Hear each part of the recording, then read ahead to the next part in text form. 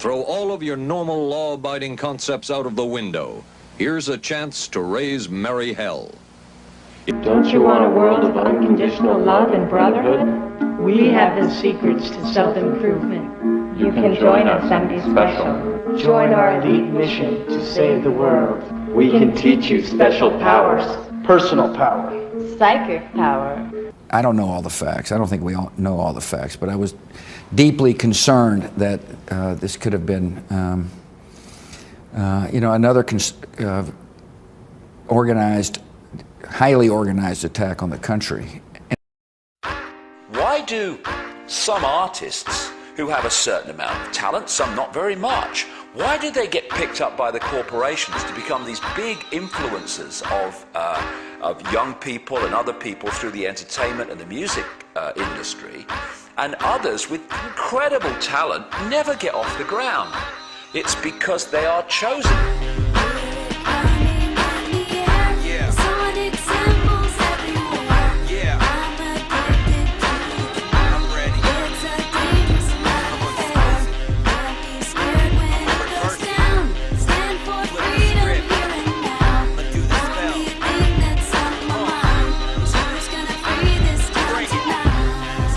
Most people still today think that all entertainment is therefore nothing more than their entertainment. It never ever was that case. What we see here is that this is actually all based up into psychological warfare done by military intelligence, wrapped up with occultism. Disney World looks like a whole fun bunch of rides, but what we actually have here are a number of rides that are sponsored by military industrial corporations. Happiest place on earth, my snow white ass. Walt Disney was hired by J. Edgar Hoover to instill mind pattern programming into the children. It was an FBI plan. It was instigated. To really appreciate how this could be done, you need to appreciate something called trauma-based mind control. During the last war in the concentration camps of Germany, they started to perfect the manipulation of a natural mechanism in the mind that shuts out trauma. If you could systematically traumatize someone and start with children, particularly before the age of 5 and 6, you could turn their minds into a honeycomb of self-contained compartments, none of which was aware of the other's existence.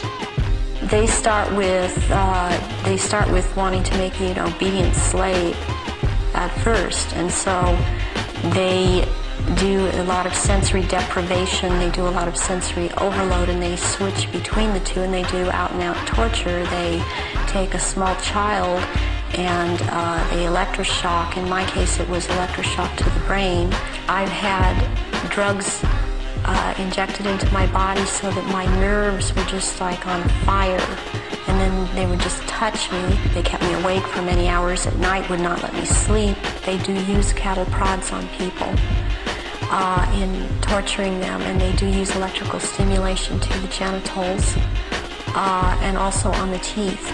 I was made to eat my own feces as a little child. I was made to drink my own urine. I was not allowed to go to the bathroom. I was placed in a sensory deprivation tank. I had my shoulders, my knees, my toes, and my fingers, my elbows dislocated and then put back into place. I have had my eyelids taped open. I saw games of Russian roulette played where it was chosen beforehand that a child would die, and the child would put the gun up to his head and pull the trigger, and this child would end up dying. But it was meant to scare all of us, to keep us in terror.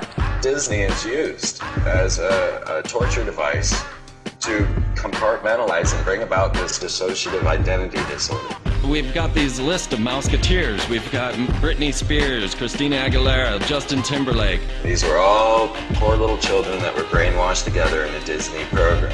What they will do is use these people in high-profile rituals. Let me tell you why you're here.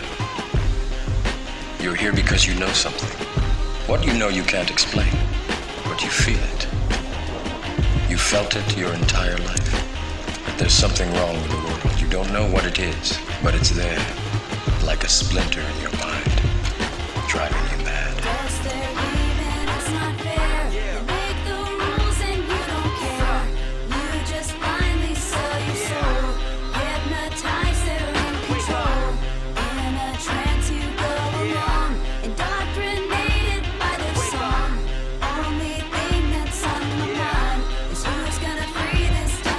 clear. I don't believe that they're really pulling energy and power into their phallus and energizing themselves to be God-men. They believe it. Actually, right now we should talk a little about Tom Cruise and Scientology. Scientology, according to L. Ron Hubbard Jr., is a black ritual done over a long period of time. Instead of getting all your trauma at once, you get it in little increments. This footage is worth money. Why? What footage? This thing you're looking into? It's a camera. Exactly. Britney Spears created quite a commotion here at this tattoo parlor in Sherman Oaks tonight when she showed up, well, let's just say with a whole new look that may not be so popular with her fans. They aren't just pop stars trying to cry out for attention. These are people that have been put through abuse throughout their lives and raised in this environment that we can't even imagine. There is breaking news now on Fox News Channel. The Los Angeles Times and the Associated Press are now reporting Michael Jackson has died in Los Angeles this afternoon. And of course we know that the Jacksons were also ritually abused. Really, it's a tragedy at the end of the day. That is the type of creature that his father produced. You just said that you would practice the dance steps and your father would be holding a belt in his hand. Is that what you just said? Yes. And he would tear you up if you missed. I know what evil looks like, folks, and I'm telling you, that's an evil man. And the whole thing is an evil spectacle. So I finally got my own TV show coming out next fall on CBS. It's a half-hour weekly show that I will host entitled Let's Hunt and Kill Billy Ray Cyrus. It's a fairly self-explanatory plot. Each week we let the hounds of hell loose and we chase that jarhead, no-talent, cracker asshole all over the globe. Until I finally catch that fruity little ponytail of his in the back. Pull him to his knees, put a shotgun in his mouth like a big black cock of death. That's how we sell sex to little girls. That's how we sell sex to little girls.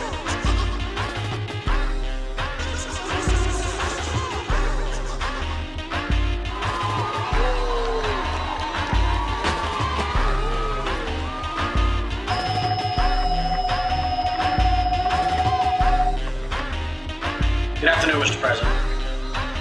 I come to you today representing families. The White House claims he's too busy to even acknowledge Sheen's letter, never mind meet with Sheen. But obviously he's not too busy to talk about some mindless antics of this hip-hop star jumping on stage at an MTV Music Awards show.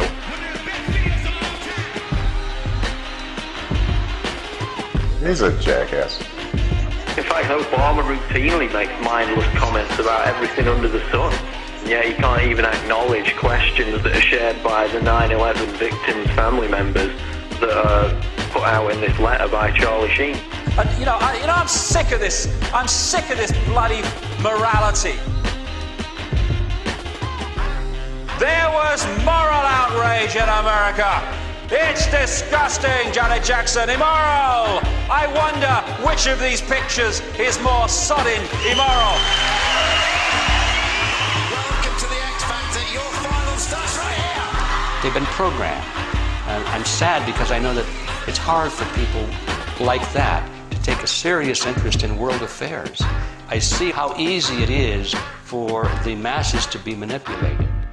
It's a psychic weapon to blind people from all the majesty and beauty that is creation, and to blind people from their families and their children and just the amazing life force that's all around us.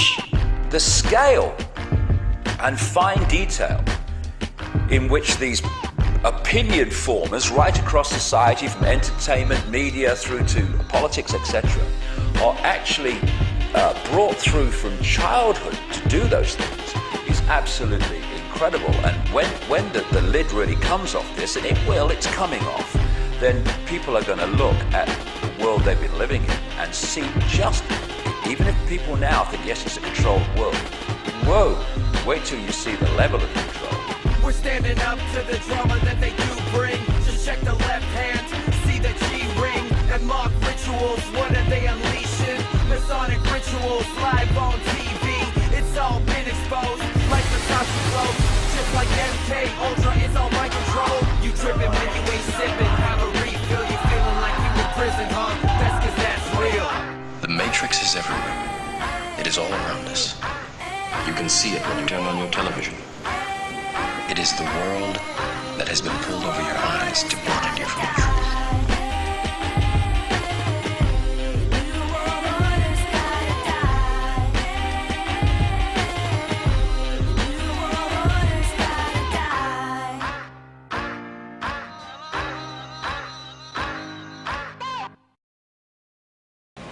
The buildings behind me were the headquarters for the World War II Office of Strategic Services.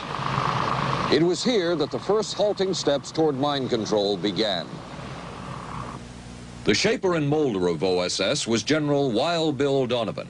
He said of his group's work, "We may have made mistakes, but we were not afraid to try things that were never done before." The brain's complexity dwarfs that of any existing computer. There are approximately 100 billion nerve cells, or neurons, in the human brain, almost as numerous as the stars in the Milky Way. Each of these cells has a negative electrical charge inside the cell and a positive charge along the outside of the cell membrane, in essence creating a tiny electric battery. Think of it as the brain's software, the world's most sophisticated search engine. Inside our heads, the nerve cells are all engaged in kind of a telephone-like conversation, one speaking to the next, and as the information is going through, each neuron is listening to all of its neighbors, giving rise to more and more complicated signal processing inside our brains. But the first critical step to cracking the code of how the brain processes information is being able to listen in on these millions of telephone-like conversations all taking place at once. Believe it or not, as information passes through the brain, the electrical impulses between neurons can be heard. This is the actual sound of a brain neuron firing. So in a way, we can literally hear thoughts. But how do we translate those sounds so we know what the person is thinking? At Brown University, they are working with tiny computer chips that can be implanted into the brain to transmit neuron impulses to a computer for mind-reading interpretation. It's like connecting your iPod to a computer and downloading music. Scientists can now connect your brain to a computer. Their goal is to help the mentally impaired. So this is the next generation sensor system. Dr. John Donahue is director of the Institute for Brain Science at Brown University. He's developed a remarkable piece of technology that can hardwire our brain to a computer. It consists of the same electrode array, the baby aspirin-sized 100 electrode array that goes into just the surface of the brain. This tiny chip monitors 100 different neurons as they fire. The firing pattern is displayed on this grid. These spikes, these electrical impulses that come up. We know that's a language of the brain, a rapid communication system for the brain. What if there was a machine that could crack this code and interpret what these spikes mean? There is. It's called BrainGate, and it was developed by Dr. Donahue. The way it works is that the tiny chip he's holding in his hand can be implanted in a person's brain. The chip picks up electrical impulses, which specially designed software then interprets as the actions a person wants to perform. Essentially, the chip can read a person's thoughts, much like a computer can recognize a voice and interpret what it is saying. In one of the rare times ever tested on TV, Dr. Donahue has set up an experiment to demonstrate the remarkable ability of BrainGate. He places the chip on his scalp and takes a seat in front of a computer that's been loaded with the BrainGate software. An arm, simulating Dr. Donahue's arm, appears on the screen. Also appearing is a ball. The challenge? Using only his thoughts, Dr. Donahue will attempt to control the arm to reach for the ball and move it. These are real-time images of the electrical impulses firing inside Dr. Donahue's brain as the chip listens in on his thoughts. His mind is asking the arm to move. After a few moments, the arm obeys. It slowly glides across the screen, reaches for the ball, and gently moves it. Amazingly, Dr. Donahue has moved the arm simply by willing it. Who are you really shopping for this holiday season? It's okay, you can admit it, if you've bought an item or 2 or 10 for yourself. Well, it's okay, you can admit it if you have bought an item or 2 or maybe 10 for yourself. It's okay, you can admit it. You've bought an item or 2 or 10 for yourself. It's okay, you can admit it if you bought an item or 2 or 10 for yourself. It's okay, you can admit it if you bought an item or 2 or 10 for yourself. It's okay, you can admit it if you've bought an item or 2 or 10 for yourself. It's okay, you can admit it, Todd. If you've bought an item or 2 or 10 for yourself. It's okay, you can admit it. If you bought an item or 2 or 10 for yourself. It's okay, you can admit it if you bought an item or 2 or maybe 10 for yourself. It's okay, you can admit it if you bought an item or 2 or 10 for yourself. It's okay, you can admit it if you bought 1 or 2 or maybe 3 or 4, maybe even 10 items for yourself. It's okay, you can admit it if you bought an item or 2 or 10 for yourself. It's okay, you can admit it if you bought an item or 2 or 10 for yourself. It's okay, you can admit it if you bought an item or 2 or 10 for yourself. It's okay, you can admit it if you bought an item or 2 or maybe 10 for yourself. It's okay, you can admit it if you bought maybe an item or 2 or 10 for yourself. Is it okay? You can admit it. If you bought an item or 2 or 3 or 10 for yourself. It's okay. You can admit it. If you bought an item or 2 or 10 for yourself. It's okay, you can admit it if you brought an item or 2 or 10 for you. It's okay, you can admit it. If you've bought an item or 2 or 10 for yourself. It's okay, you can admit it if you bought an item or 2 or 10 for yourself. It's okay, you can admit it if you bought an item or 2 or 10. It was in this atmosphere that the search for mind control began. This bizarre man would be an active participant in that search over the next 2 decades. His name is George White, an OSS captain who had formerly been with the Bureau of Narcotics. In his diary, seen here publicly for the first time, White left a legacy of the darker side of American intelligence work. He received his early OSS training at the British-run school at Oshawa, Canada, the same school where Ian Fleming, the creator of James Bond, was trained. White referred to the school in his diaries as the Oshawa School of Mayhem and Murder. Mike Burke, former OSS colleague of White's and now president of Madison Square Garden Center. Very compelling fellow, mysterious fellow, almost mystical fellow. He was fascinating because you knew something about him, but not enough about him to really get a fix on him. He also knew a great deal about the swifter elements of society, the gamier side of life, and he was very impressive in his technical knowledge of the underworld, so to speak.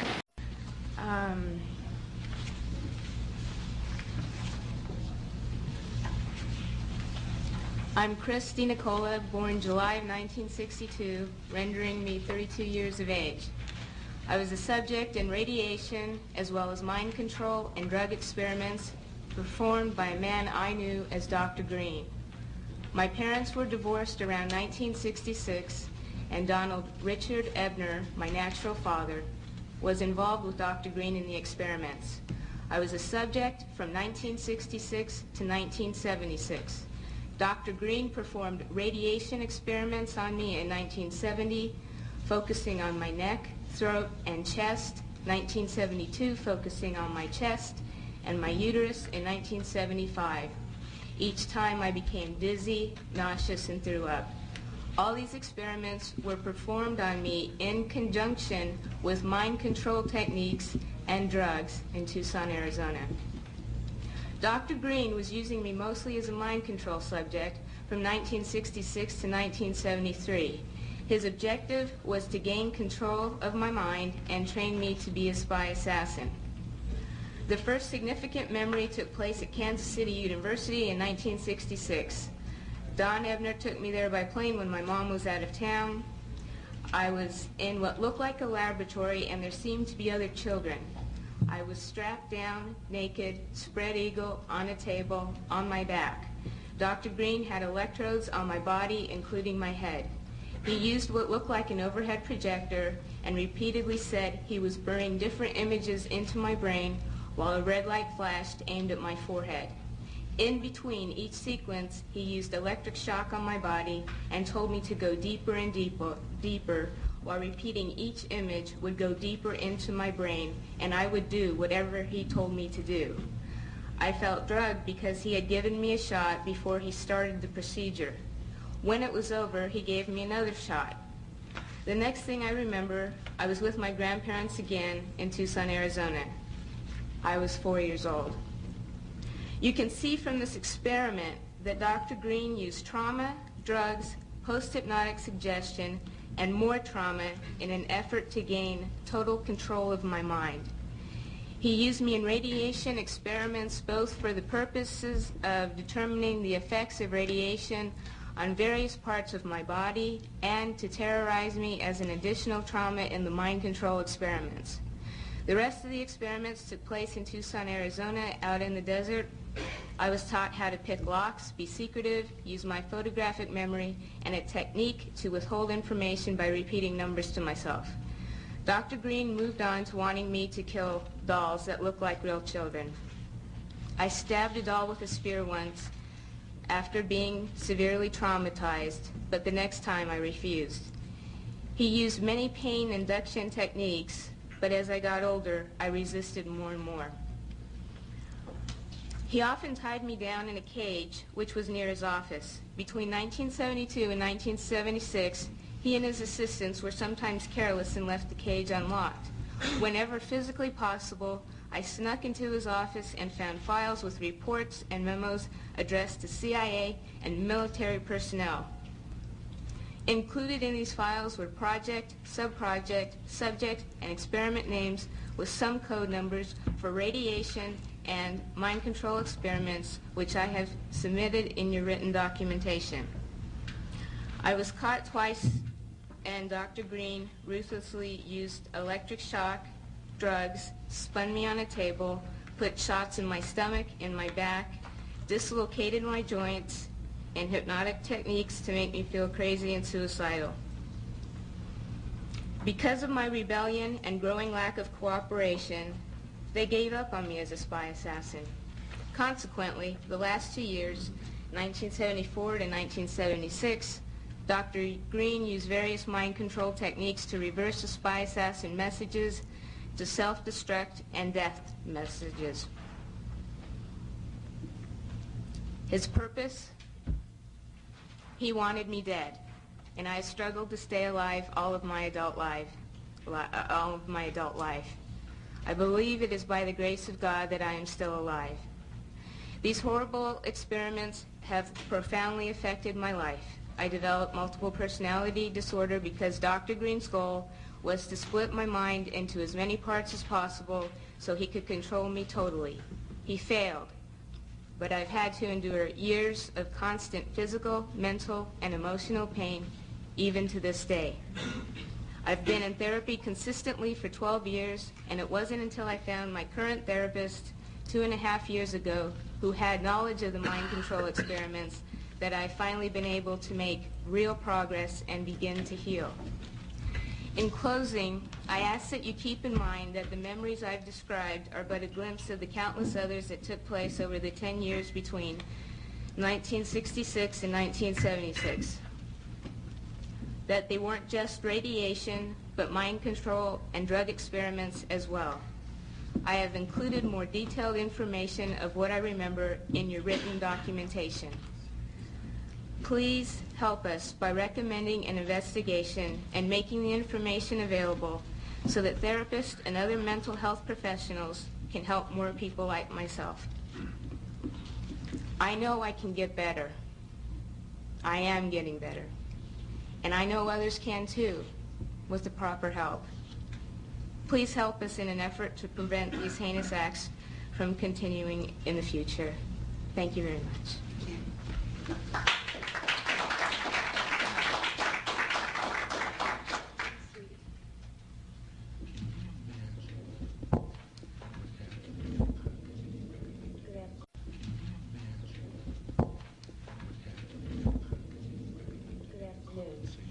Between the years of 1957 and 1984, I became a pawn in a government scheme whose ultimate goal was mind control and to create the perfect spy, all through the use of chemicals, radiation, drugs, hypnosis, electric shock, isolation in tubs of water, sleep deprivation, brainwashing, verbal, physical, emotional, and sexual abuse.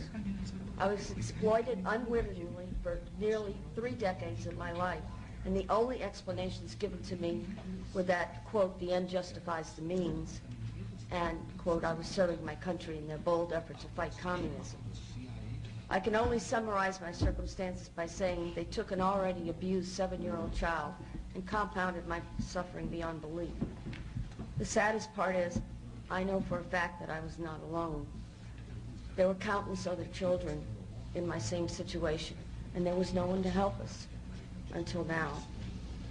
I've already submitted as much information as possible, including conversations overheard of the people, agencies responsible. I'm able to report all this to you in such detail because of my photographic memory and the arrogance of the doctors, the arrogance of the people involved. They were certain they would always control my mind. Although the process of recalling these atrocities is not an easy one, nor is it without some danger to myself and my family, I feel the risk is worth taking.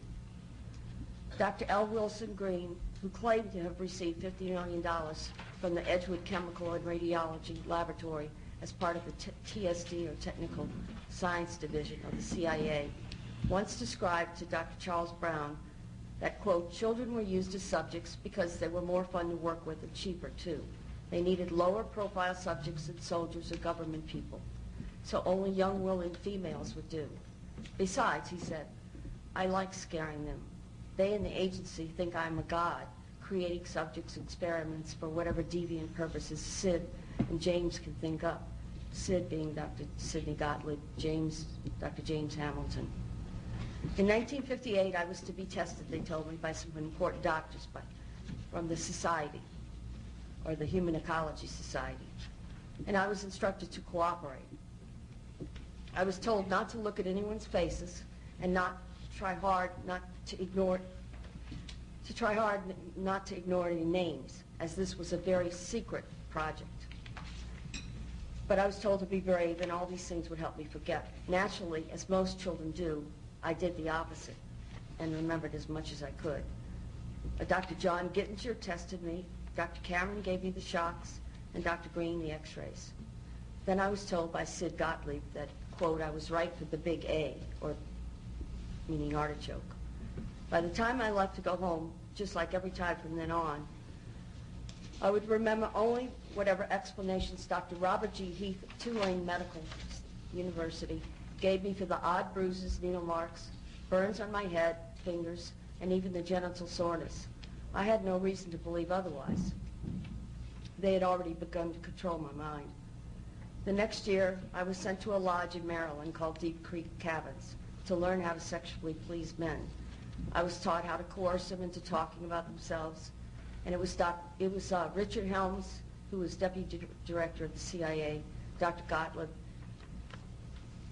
Captain George White, Morris Allen, who all planned on filming as many high government agency officials and heads of academic institutions and foundations as possible, so that later when the funding for mind control and radiation started to dwindle, projects would continue.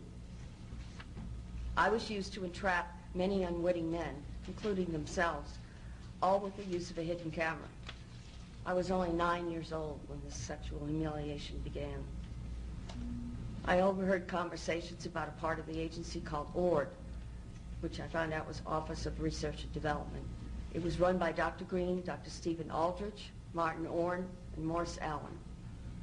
Once a crude remark was made by Dr. Gottlieb about a certain possible leak over New Orleans East involving a large group of retarded children who are being given massive doses of radiation. He asked, why was Wilson so worried about a few retarded kids? After all, they would be the least likely to spill the beans. Another time, I heard Dr. Martin Orn, who was the director then of the scientific office and later the head of the Institute for Experimental Research, state that, quote, in order to keep more funding coming from different sources for radiation and mind control projects, he suggested stepping up the amounts of stressors used and also the blackmail portion of the experiments. He said it needed to be done faster than to get rid of the subjects, or they were asking for us to come back later and haunt them with our remembrances. There's much more I could tell you about government-sponsored research, including project names, sub-project numbers, people involved, facilities used, tests, and other forms of pain induction.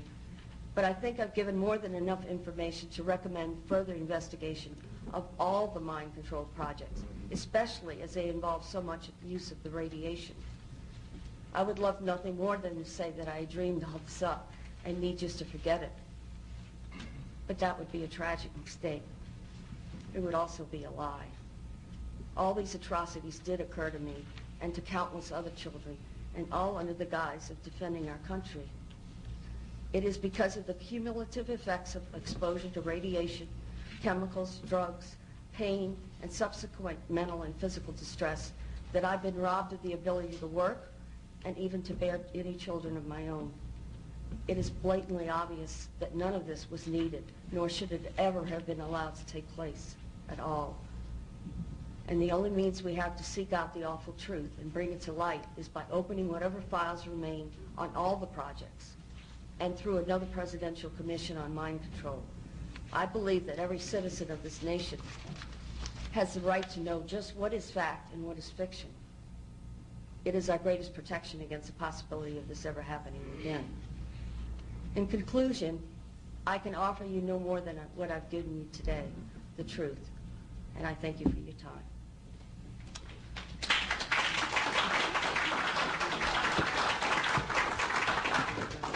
Okay, you have the doorway here. Yeah. Okay, then to the right you have a hedge, and then Yeah. you have an evergreen tree. If you follow that line straight back, courtyard's in there. Okay. So that's where they have the ceremonies in The outdoor part of it. Part of it was indoors. So we only got to see the outdoor part. Right. We only got and to listen to the outdoor part. God only knows what went on indoors. And what did you hear? What was it you know? You managed to get this unique It was access to it. disgusting. It was gross. I mean, they were pretending to murder people. What was the tone of it, though? Was it jokey or was it quite... No, it wasn't jokey at all. It was sick. It's about the only way I can describe it. It was sick.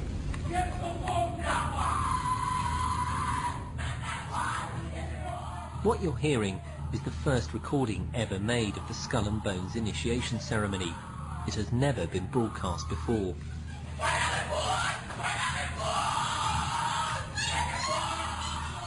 There's the chants too, difficult to hear first of all, but including the devil equals death and death equals death.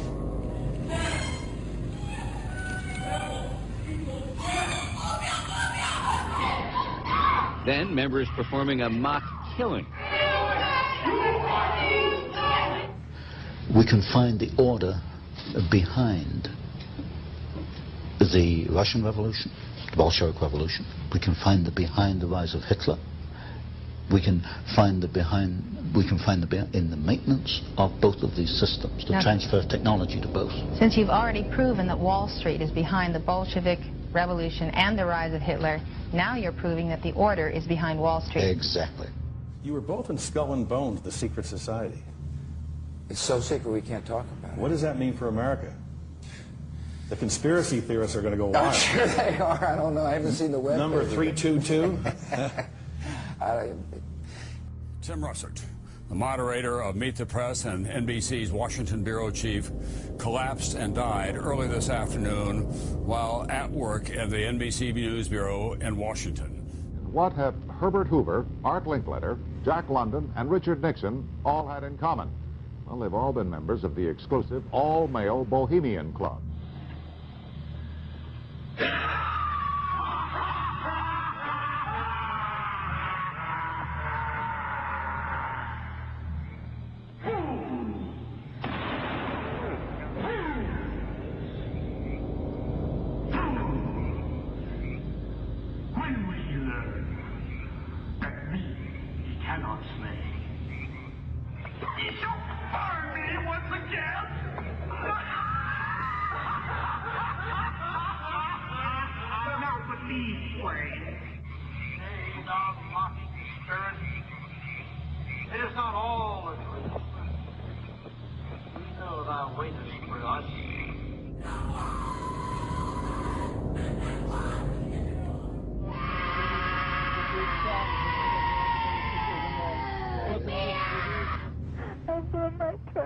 in God. In God. In God. Stay out of the way, keep God. I think partly because of the magnitude of the disaster, and frankly partly because of the terrific way that the American press has covered it, and the press throughout the world.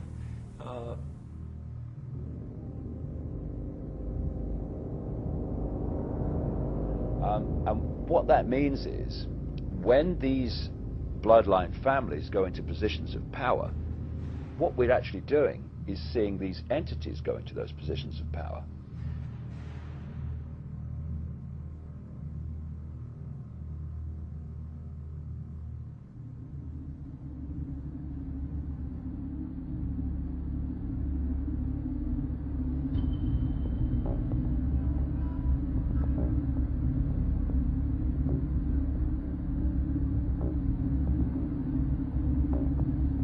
Now these guys who are manipulating my mind and programming me for mind control purposes claimed, and these criminals in control of our country as well, claimed to be gods, demons, and aliens, in order that I feel totally helpless, in order that I felt like they were beyond my realm to affect. So these bloodlines can be, quote, possessed, their emotional, mental faculties taken over much more easily than the general run of the population does not have that hybrid DNA, thus that vibrational sympathy, compatibility between the two energy fields. So what they're doing in effect is using the secret society network they've set up to manipulate these bodies into power, but in doing so they're putting themselves into power because they're controlling the mental and emotional processes of these vehicles.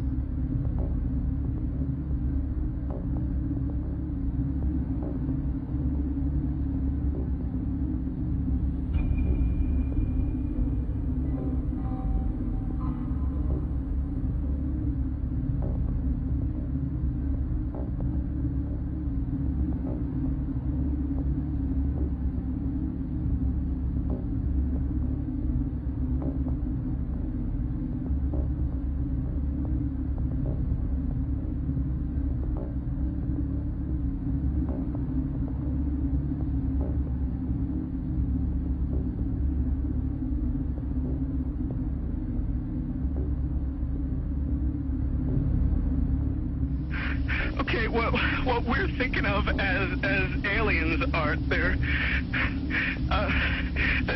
extra dimensional beings that an earlier precursor of the space program made contact with. They are not what they claim to be. But they're not doing anything. They are not. They want the major population centers wiped out so that the few that are left will be more easily controllable.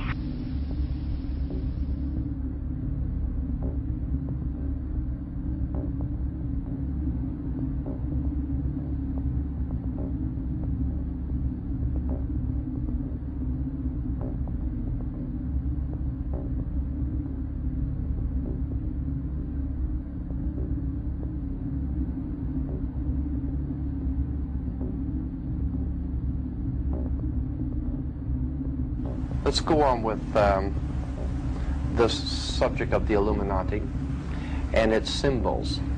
You will find the symbol of this secret society on the back of a $1 bill.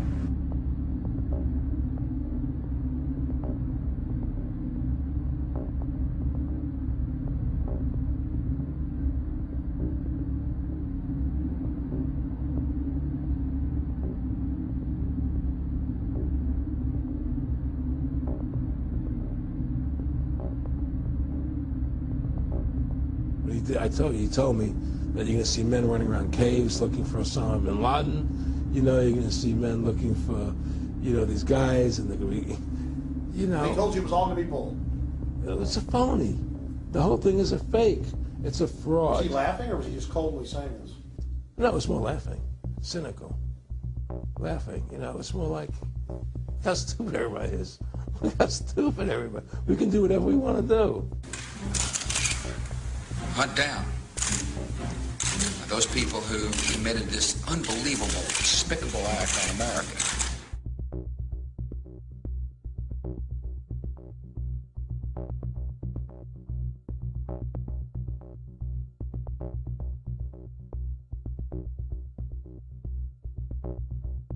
I will get our troops home. We will bring an end to this war.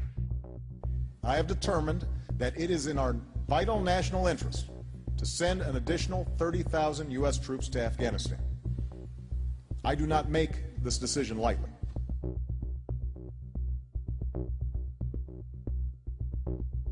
All of us who have served in this office understand that the office itself transcends the individual.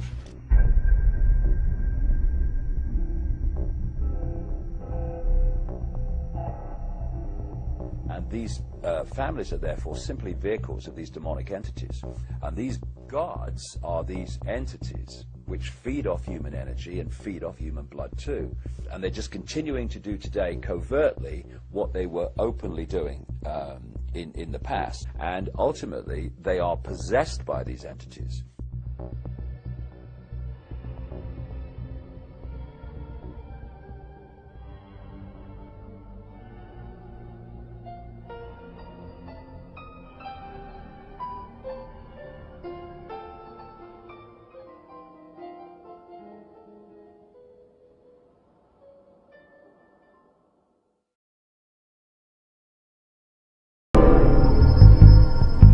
There are people who believe that they have a God-given right to rule over others.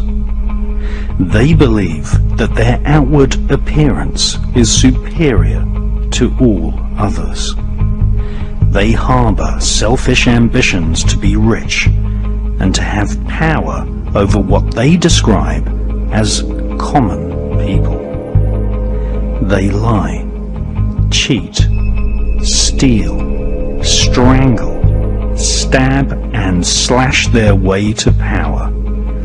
They believe that their actual willpower, what the British occultist Aleister Crowley described as the will of Thelema, the royal will, must be obeyed. Because that challenge is one that we're willing to accept, one we are unwilling to postpone, and one we intend to win.